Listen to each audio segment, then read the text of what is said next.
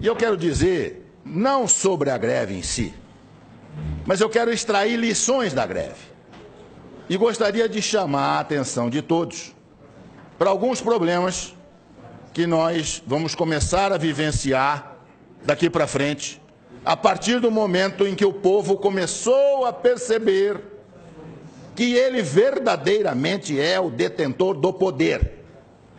Começou a perceber que o que está escrito na Constituição Federal, que todo o poder emana do povo, não é só para estar escrito, é para ser praticado. E isso vai causar muitas mudanças na nossa vida e principalmente na vida política deste país. O que está acontecendo, ou o que aconteceu, pode surpreender apenas quem nunca estudou história. Quem estudou história, quem estuda, sabe que estas coisas não são novidades. Elas ocorrem em vários lugares do mundo há muitíssimo tempo. E eu já falava sobre a greve dos caminhoneiros há mais de 30 anos. Se alguém aqui duvidar, dá um convite, entra na minha página do Facebook e os senhores vão ver diversas manifestações de ex-alunos meus, lembrando que eu dizia em sala de aula que um dia os caminhoneiros descobririam aqui o poder que possuem e que o dia que isso acontecesse, nós viríamos coisas que nunca pensamos em ver. O que eu era? Uma pitonisa? Um adivinho? Não, um sujeito que estuda e que conhece a história. E eu convido os senhores também, se quiserem entender o que eu estou falando, a procurarem. Não temos mais videolocadora, mas procura no Netflix, procura no Now, 2 filmes. Um chamado Fist, F-I-S-T, com o Sylvester Stallone, antes dele ser o Rambo, antes dele ser o Rock. Ou então peçam um filme chamado Hoffa, H-O-F-F-A, com Jack Nicholson. Os 2 filmes tratam do mesmo problema. O que os caminhoneiros fizeram nos Estados Unidos na década de 60. O presidente do Sindicato dos Caminhoneiros da América do Norte, dos transportadores de carne, de carga, o Jimmy Hoffa, um dia à noite foi buscado em casa por 4 pessoas e nunca mais se ouviu falar dele. Nem o rastro, nem o cheiro. Provavelmente está sepultado em um pilar de ponte que estivesse sendo concretado naquele momento ali em Nova York.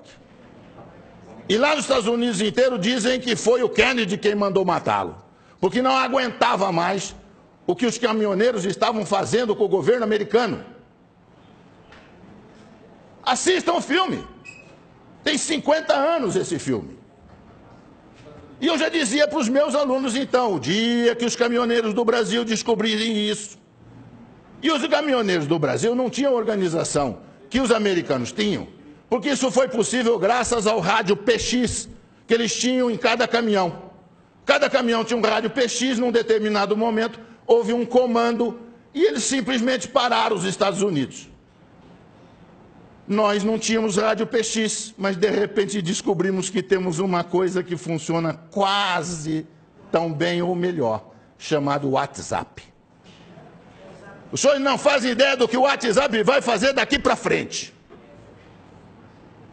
Se a sociedade brasileira descobrir que se ela se organizar, ela tem o mesmo poder, nós vamos ficar abismados com as coisas que vão acontecer nesse país.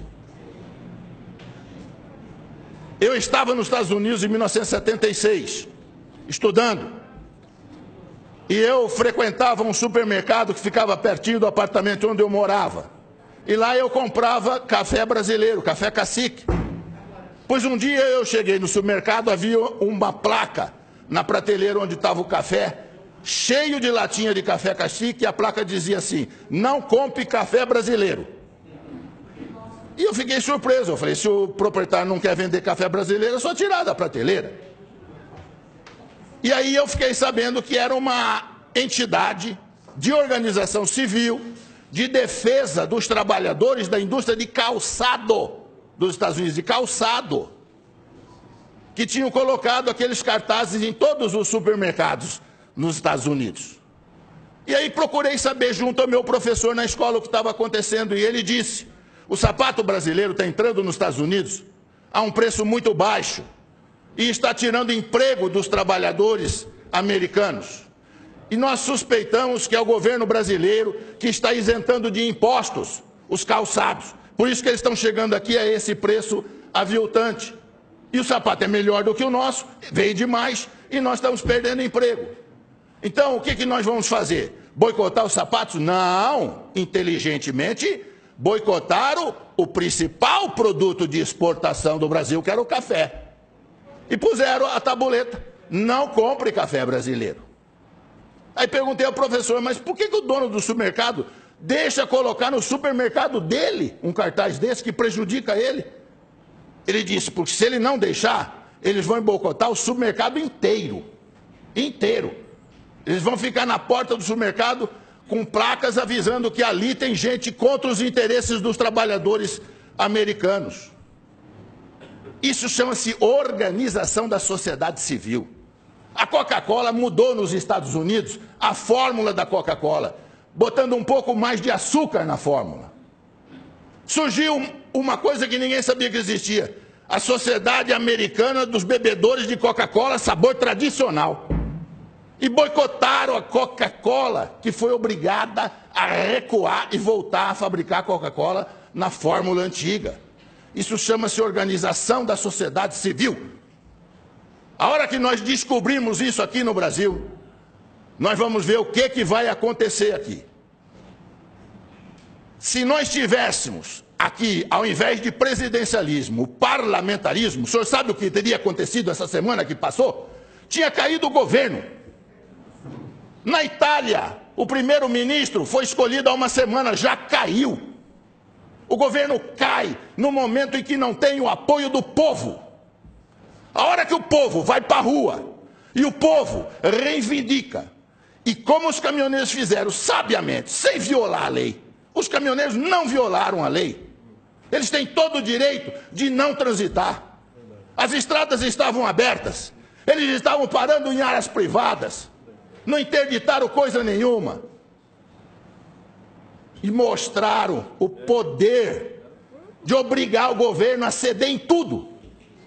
Eu faço ideia se eles tivessem posto na lista de reivindicações, depois de diminuir o diesel, a renúncia do presidente. Quero ver o que o presidente ia falar para eles. Eu não renuncio, então não termino a greve. Verdade. Eu ia ver o que ia acontecer. Senhores, abram o olho. Governadores, prefeitos, abram o olho. O povo está descobrindo que ele tem poder. E a hora que ele exercer este poder, nós vamos ver muita mudança nesse país. Muito obrigado.